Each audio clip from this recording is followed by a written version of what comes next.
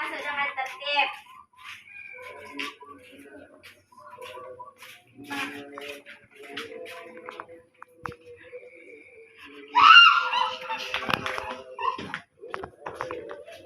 Capek aku. Gerak berdoa mulai. Rabbis shrahli sadri wa yassir li amri wahlul 'uqdatam min lisani yafqahu qawli. Rabbil zidni ilman warzuqni fahman. Amin. Memberi salam. Assalamualaikum warahmatullahi wabarakatuh. Waalaikumsalam warahmatullahi wabarakatuh. Baiklah, selamat pagi anak-anak semua. Apa kabar? Baik. Nah, caranya gini ya. Apa kabar anak-anak semua? Ibu bilang, kalian bilang alhamdulillah, luar biasa, Allahu Akbar. Bisa? Bisa. Oke, kita mulai. Apa kabar anak-anak semua? Alhamdulillah luar biasa. Harus semangat dong. Ulang lagi. Sudah ya. Baiklah, apa kabar anak-anak semua? Alhamdulillah luar biasa. Allahu Akbar. Wih, mantap. Apus untuk kalian.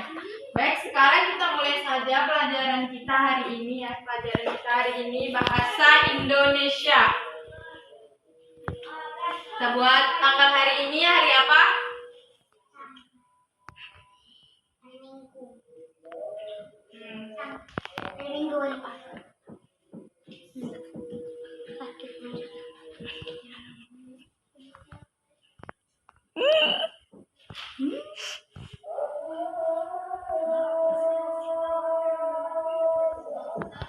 Dulu.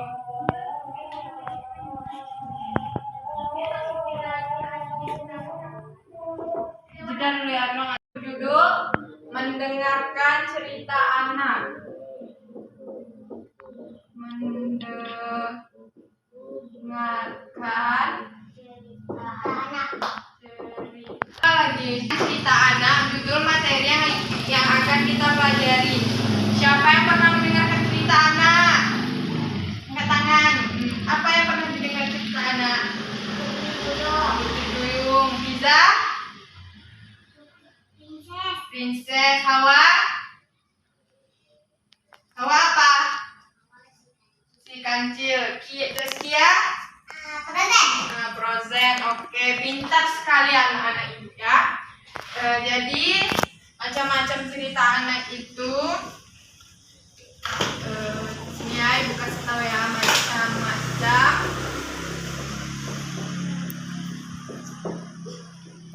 cerita anak. Cerita anak itu ada seperti asal usul Danau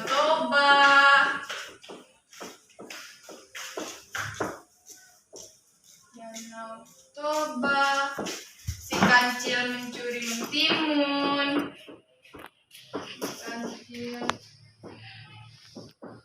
mencuri mentimun, bistu Putri Duyung,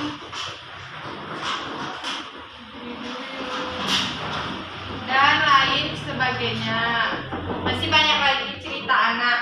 Nah, di dalam cerita anak ini kita perlu memahami unsur-unsur yang ada ya. Apa aja unsur-unsur yang ada dalam cerita anak akan Ibu jelaskan.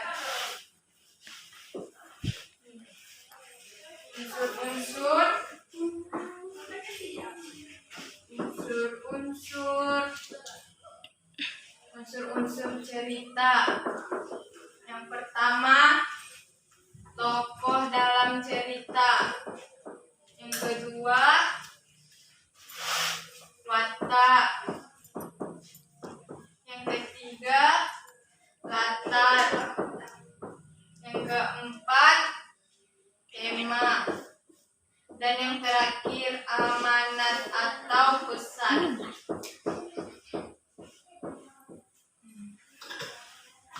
Baiklah, di sini gua akan menjelaskan yang pertama itu apa yang dimaksud dengan tokoh. Ada yang tahu itu tokoh apa? Tidak tahu ya. Tokoh itu adalah pelaku dalam cerita tersebut. Tokoh cerita biasanya tidak hanya satu tapi banyak. Kayak asal usul Danau Toba nih, pasti ada apanya, ada orang-orangnya banyak nih dalam cerita, bukan satu aja ya. Kayak si kancil nih banyak juga nih dalam cerita, kayak ada kancil, ada gajah, ada kancil, ada gajah, ada buaya dan hewan lainnya. Dan watak itu disebut juga dengan sifat. Watak inilah yang membedakan tokoh satu dengan yang lainnya. Watak tokoh cerita ada yang baik dan ada juga yang tidak baik. Kayak kancil nih, dia tidak baik kan, kerja mencuri aja. Kalau gajah, baik, berbagi sama teman-temannya kayak gitu. Bisa dipahami? Pintar kalian. Kalau watak baik itu seperti rajin, ramah, suka menolong. Watak kurang baik itu kayak malas, pemarah, dan suka mencuri. Suka mencuri ini kayak si kancil nih, nggak baik wataknya, jangan ditiru ya kayak kancil ya. Dan selanjutnya latar cerita. Latar cerita ini adalah keterangan waktu, tempat, dan suasana yang ada di gambar dalam cerita. Kayak si kancil nih, tinggalnya di mana? Hutan. Kayak tinggalnya di hutan. Tuh tempat suasananya gimana? Suasana di hutan gimana? Menyenangkan lah, tapi ceritanya ini kan cuma cerita masa lalu ya kan. Dan selanjutnya tema. Tema adalah isi pokok cerita. Tema dapat disebut juga inti dari cerita. Berarti cerita si kancil ini intinya tuh ada di si kancilnya ini. Ngerti semua? Pintar. Amanat ini disebut juga dengan pesan cerita atau pesan yang kita sampaikan. Misalnya dalam cerita si kancil ini, amanat yang kita sampaikan tidak boleh mencuri. Bisa dipahami semua? Bisa. Baik, di sini siapa yang ingin menceritakan cerita anak? Angkat tangan. Pintar. Semuanya ingin mendengarkan cerita anak. Ibu akan menceritakan tentang asal usul Danau Toba. Oke? Kalian hanya mendengarkan saja dengan baik apa yang Ibu ceritakan ya? Ya. Baik. Di sini akan diceritakan tentang asal usul Danau Toba. Dahulu kala ada seorang pemuda pengembara.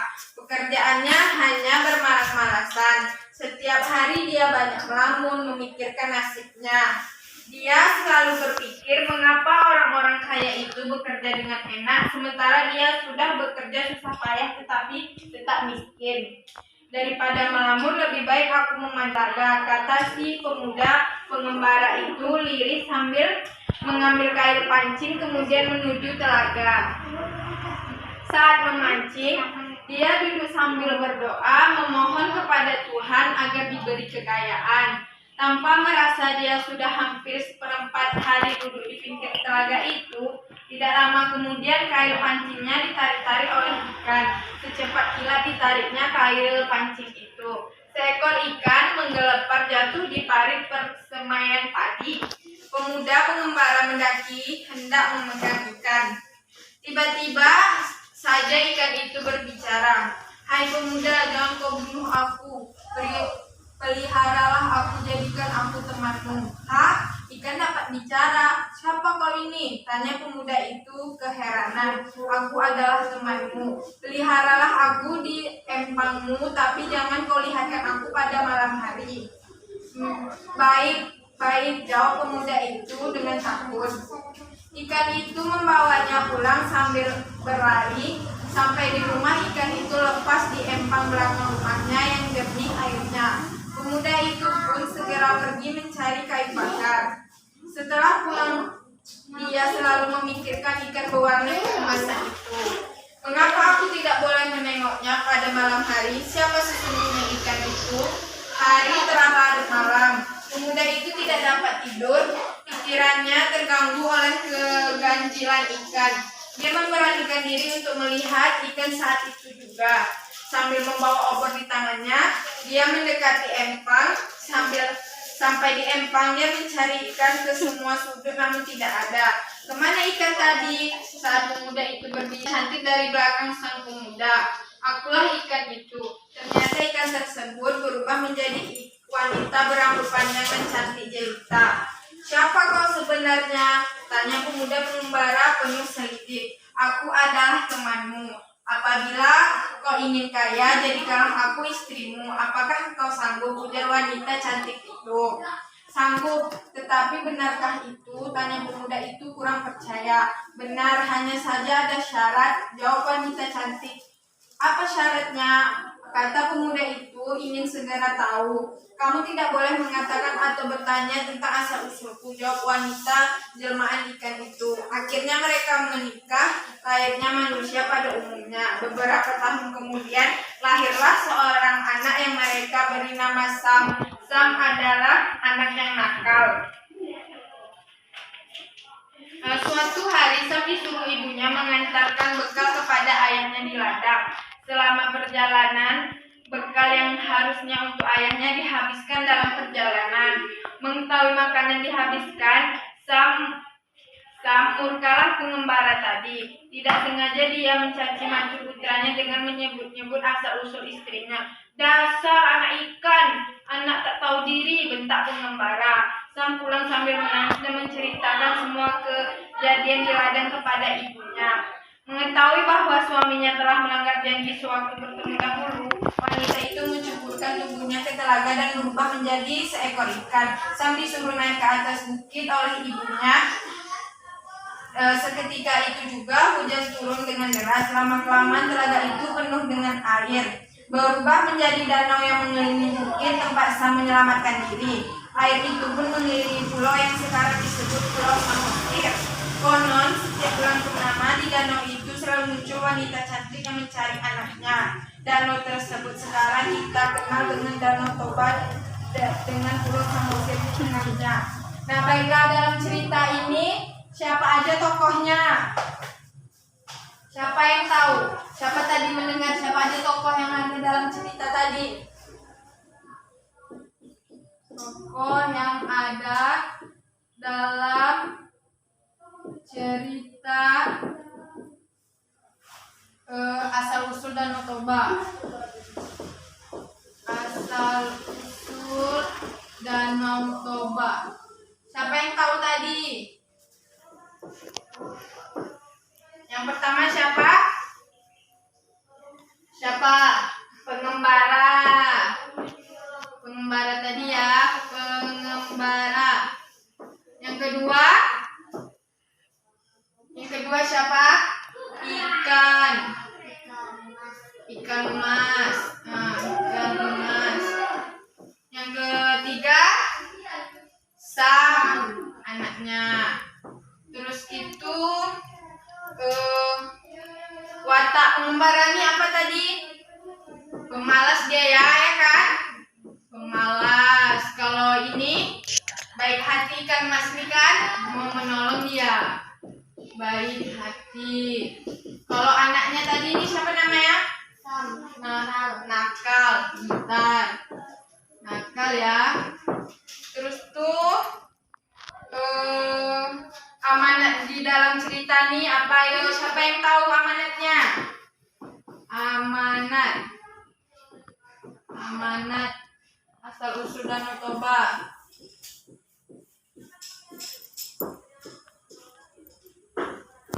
Ada yang tahu apa amanatnya?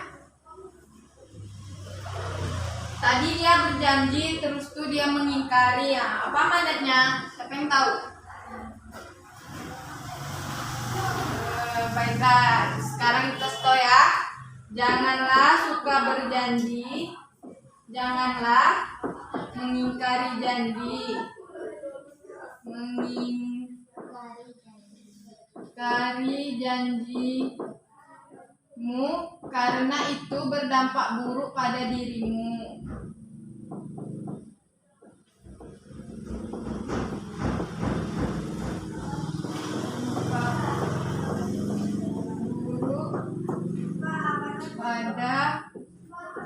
dirimu. Kalian jangan tiru cerita yang ada di dalam cerita ini ya, tidak boleh ditiru, oke? Bisa dipahami? Baiklah, cukup sekian saja materi kita hari ini. Sepertinya pun kalian semua sudah lelah kan, dan kita pun akan segera pulang. Siapkan ketua kelas. Siap, berdoa dimulai. Subhanallahumma wa bihamdika asyhadu an la ilaha illa anta astaghfiruka wa atubu ilaika. Amin. Baiklah, kita ucapkan alhamdulillah buat pelajaran kita hari ini. Alhamdulillahirabbil alamin. Salam. Assalamualaikum warahmatullahi wabarakatuh. Waalaikumsalam warahmatullahi wabarakatuh. Sampai jumpa minggu depan. Dadah. Dadah. Dadah.